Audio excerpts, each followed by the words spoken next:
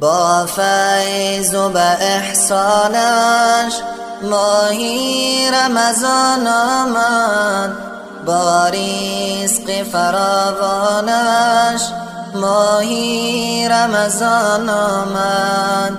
با فیض و به احسانش ماهی رمضان آمد، با رزق فراوانش ماهی رمضان آمد.